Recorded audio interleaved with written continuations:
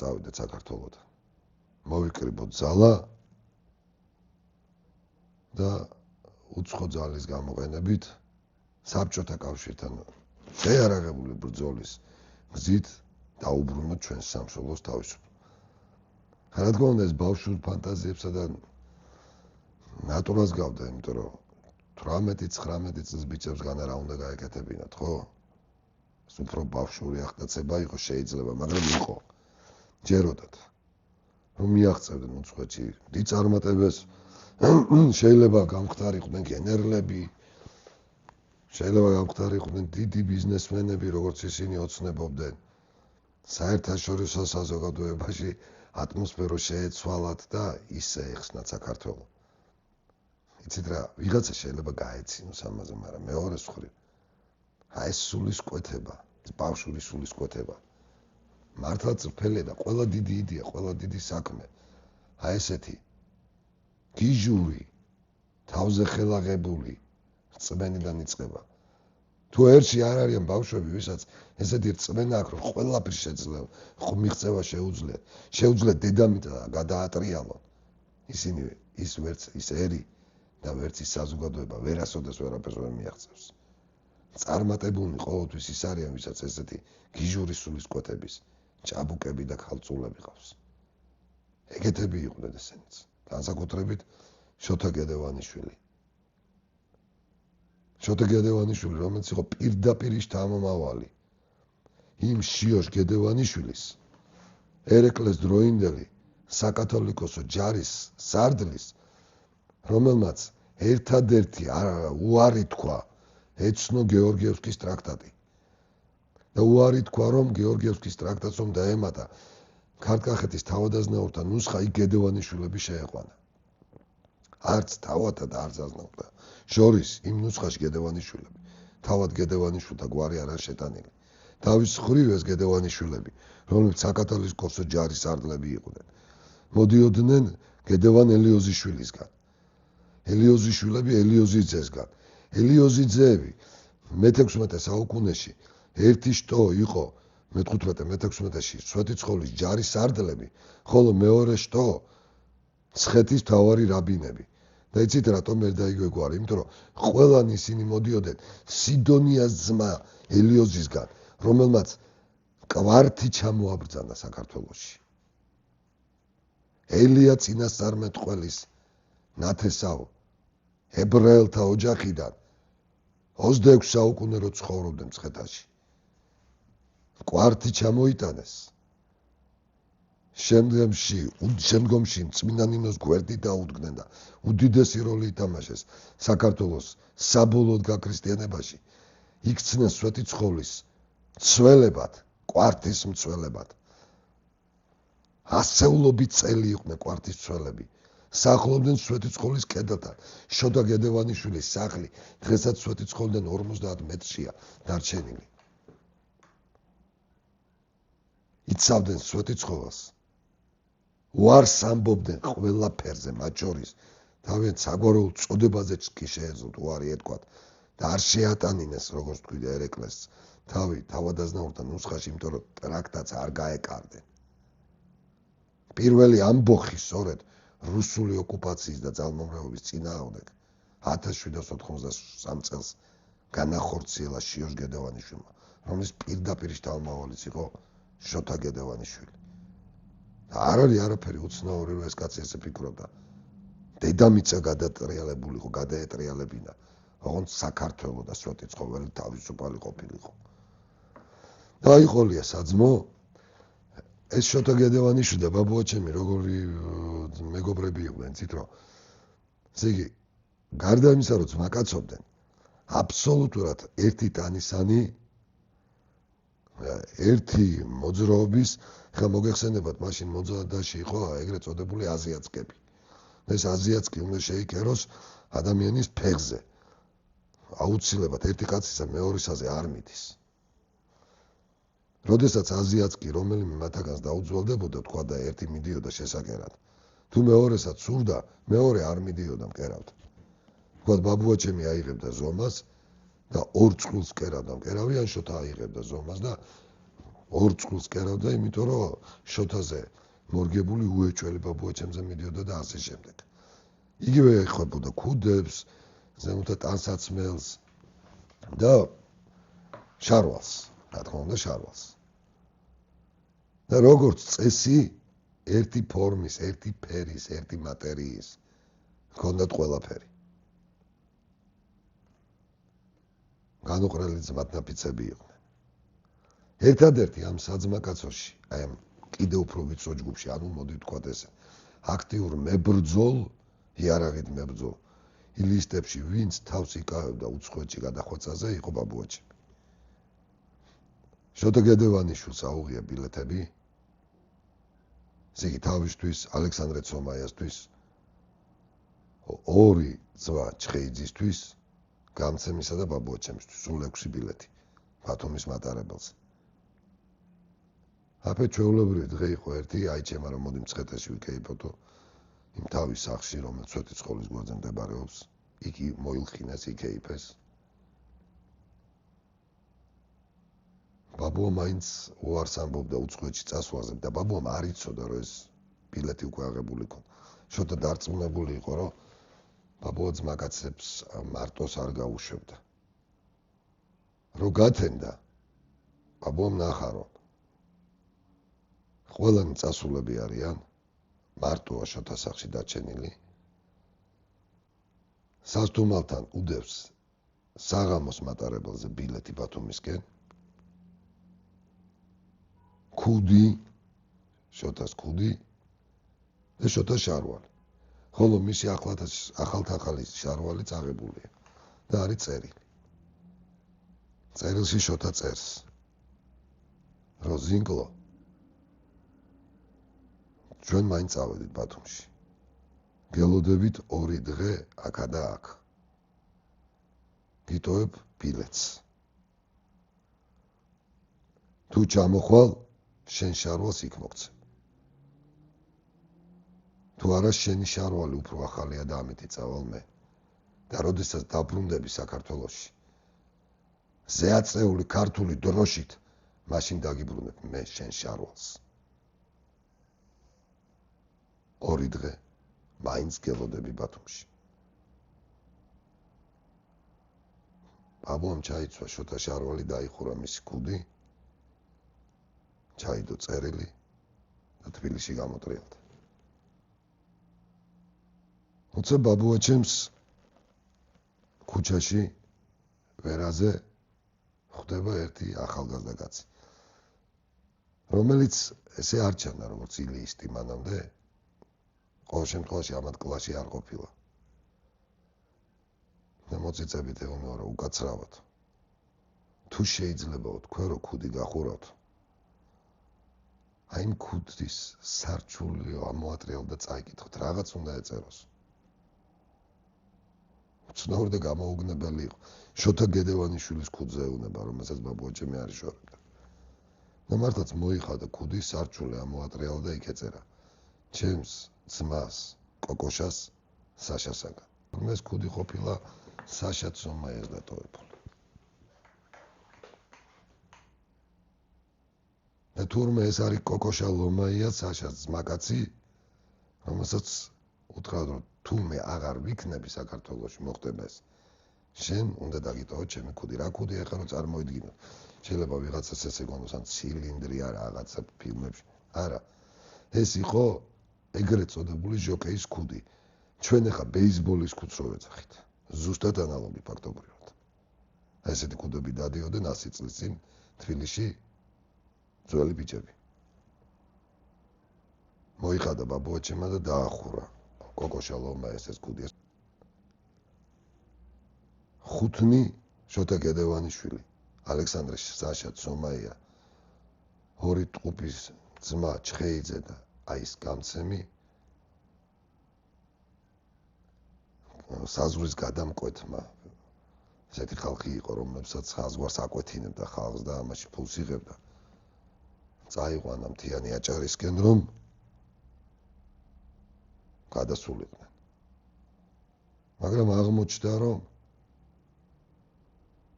გამცემი და აი ის გადამყვანი თორმეტ ჩეკასთან იყვნენ შეკრულები და ფაქტობრივად ალყაში მოაქციეს. ბედი ამათი რომ ღამე მიდიოდნენ.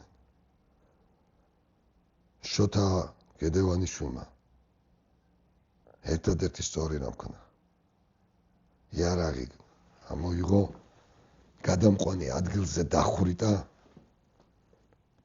გამცემით ზმადნაფიცი დაჭრა არ მოკლა. უკვე დაჭრას აღარ შეეძლო არაფრის გაკეთება, იარაღიც აართვა და დაუბარა. იცოცხლე. მანამ სანამ მე საქართველოში დავბრუნდები. მე რომ საქართველოში დავბრუნდები, შენ იქ არ უნდა დამხვდე. და წავიდა. ის გამცემით თბილისში დაბრუნდა. 10 წლეულები არავინ არ იცოდა რომ გამცემი იყო, მხოლოდ საშა ცომაიას მოგონებებიდან გახდა ცნობილი. მისთვის ხელი არავის არ უხლია. ცოტა უცნაური კი იყო, რომ ოპერის თეატრში ვიღაცას ხელი გაარტყა, ასე ვთქვათ, კალიორკიდან გადმოაგდო და მაინც შერჩა. მერეც ეგრეთ წოდებულ, ვთქვათ, ბიზნესშიც ეხლა მოკლედ ბევრ რამეში იყო და არასოდეს არ იჭერდნენ. მაგრამ არავინ არ იცოდა, რომ ის იყო გამცემი. წავიდნენ საზღვარგარეთ. იქ დახვდათ სტანკო მამულაიშვილიც, საქართველოში დარჩენ, ისინი ვის დარჩენ. ომი რო დაიწყო, რა წარმოიდგინეთ, ბაბუა ჩემი არის ხალხისტრის შვილი. ილუშას ძმა უცხოეთშია. აქ არის რა გადარჩენა, შენ თუ აღმოჩნდები არმიაში. ანუ ჯარში თუ გაგიწევენ, ეს უკვე ანუ ვიღაცისთვის, ვიღაც ბრონზი იღებდა, რომ არმიას აცდენოდა, იმიტომ რომ სიცოცხლე შეენარჩუნებინა. და ჩვენი ოჯახის წევრებისთვის ბრძოლის ველზე წასვლა იყო შანსი, შესაძლებლობა, რომ მორჩა წინაპრების, მაკაცების, ძმების, ასე ვთქვათ, დააღირო ისინი საბჭოთა კავშირის მტრები არიან, ერთგვარად გაგენეიტრალებინა, რომ თავიც გადაგერჩინა, ოჯახი გადაგერჩინა. მეგობრები დაეხმარნენ, ჩაუწყეს, რომ ჯარში გაეწვიათ. ბაბუა გახდა კავკასიის ფრონტის ვეცამონ კორნალოს უფროსი, ილუშა ცომაიაც იყავდათ. ბოლოს 42 წელი არის უმძიმესი ვითარება. თურქეთის არმია მომდგარი საზღვარზე, თურქეთს საქართველოს საზღვარზე. ერთადერთი დივიზია დატოვეს. ამ დივიზიაში ძირითადად იყო ვინ? რეპრესირებული ოჯახებიდან დარჩენილები და რატომ? მათ გერმანელების წინ ასაშვებად არ ენდობოდნენ, რომ შეიძლება გერმანელების ხარეს გადასულიყვნენ. ასე ფიქრობდა ჩეკაც და ასე ფიქრობდა სტალინური რეჟიმი. მაგრამ თურქეთის წინააღმდეგ დააყენეს. დააყენეს სხვათა შორის ოჯახები ჩააყვანეს და რატომ? იმიტომ რომ ზუსტად იცოდნენ, რომ ესენი იყვნენ აზნაური შვილები, ესენი იყვნენ ძველ მებრძოლთა შვილები, ეს იყვნენ ის ხალხი, ვინც თათარს არ შეეკრებოდა, თურქს ფეხს ქართულ მიწაზე არ დაადგმევინებდა. და ერთი ქართული დივიზია დარჩა მილიონიანი თურქული არმიის წინააღმდეგ. ყოველდღე სიკვდილს ეძებდნენ. და ამ დროს ახტება, ამ დროს გერმანული არმიის მხრიდან რაღაცა რაზმა, 7 კაციანმა რაზმა გამოარღვია ფრონტის ხაზი და შემოვიდა საქართველოში. და ამ 7 კაციან რაზმში იყო შოთა გედევანიშვილი მეტაური და ალექსანდრე ცომაია. ჩამოვიდნენ ანანურამდე, ჩამოვიდნენ მცხეთამდე, მანამდე გამოგზავნილს ჰქონდათ. ცნობა რომ ძმებო დაგვთვით, მაგრამ აღმოჩნდა რომ მათი ძმაკაცები ეხლა წითელ არმიაში არიან და თურქეთის ფრონტზე დგანან. და მორჩა ილოცა სვეტი ცხოველთან შოთა გედევანიშვილმა შეტრიალდა და წავიდა. რა თქმა უნდა, საბჭოთა ჩეკა მიცოდა, სმერშმა იცოდა ეს ყველაფერი, დაძდევდა 44 წელს შოთა გედევანიშვილი ყირიმში მოკლეს. შოთა გედევანიშვილი სანამ წამოვიდოდა საომრად, მან ცოლი მოიყვანა. სლავური წარმოშობის ქალბატონი. ორსული დატოვა. 44-ში შოთა დაიღუპა. ისე რომ შვილი არ უნახავს. თუ ბიჭი ეყოლებოდა, შოთა უნდა დაერქმია და დედამ შოთა დაარკვა, მაგრამ ხა საფრანგეთის სინამდვილეში ნაცისტური გერმანიის არმიაში მებრძოლი, რა თქმა უნდა, ძალიან მძიმე რამ იყო და ეს ქალბატონი ცოლად გაყვა წინააღმდეგობის მოძრაობის მონაწილე ფრანკს. ბავშვი ჩაწერეს მამობილის გვარზე. ბავშვს მამა არ წახსოვდა. ჩვეულებრივად ფრანგულად ცდიდეთ. ფაქტობრივად არავით არ ეკავშირა ჰქონდათ ქართულ ემიგრაციასთან. ესე გავიდა 16 წელი. დადგა 1957 წელი უკვე. როდესაც ჩვენი დღეს დედამ და მამობილმა ეს პატარა ბავშვი, რომელსაც ფრანგული გვარი და სახელი ჰქონდა, დაისვეს და უთხრეს, რომ სინამდვილეში შენ ხარ ქართველი. მამა შენი იყო შოთა გედევანიშვილი, გერმანიის არმიის ოფიცერი, ქართველი, რომელიც იბრძოდა და დაიღუპა კომუნისტებთან ბრძოლაში, რადგან მისი თვითმიზანი და იდეა ფიქსი იყო საქართველოს დამოუკიდებლობა. ამასობაში ამერიკის შეერთებულ შტატებში წავიდა საშა ცომაია, რომლის ძალისხმევითაც კონგრესმა ჩაატარა მოკვლევა ნაცისტური გერმანიის მხარეს მებრძოლ ქართველებზე და გაკეთა კონგრესის დასკვნა, ცნობილი დასკვნა გამოცემულია. ეს არის ჯორჯტაუნის უნივერსიტეტის კვლევის საფუძველზე, სადაც, რა თქმა უნდა, სხვა რამდენიმე პირთან და ნომერ პირველ, ასე ვთქვათ, ჩვენების მიმცემად და დოკუმენტაციის წარდგენად გამოდის ალექსანდრე ცომაია. და ამერიკის კონგრესის გადაწყვეტილება არ შეიძლება ქართველი, ვინც იბრძოდა ნაცისტური გერმანიის არმიაში, განხილულ იქნეს ნაცისტად, ან გერმანულ სამხედროს, ასე ვთქვათ, საქმის წარმომადგენლად, ყოველი მათაგანი უნდა განხილულ იქნეს როგორც ქართველი პატრიოტი მამულიშვილი, რომელთა თვითმიზანიც იყო საქართველოს განთავისუფლება ბოლშევიკური კომუნისტური ოკუპაციისგან და ისინი გერმანიის მხარეს მხოლოდ ამ მიზნით იბრძოდნენ.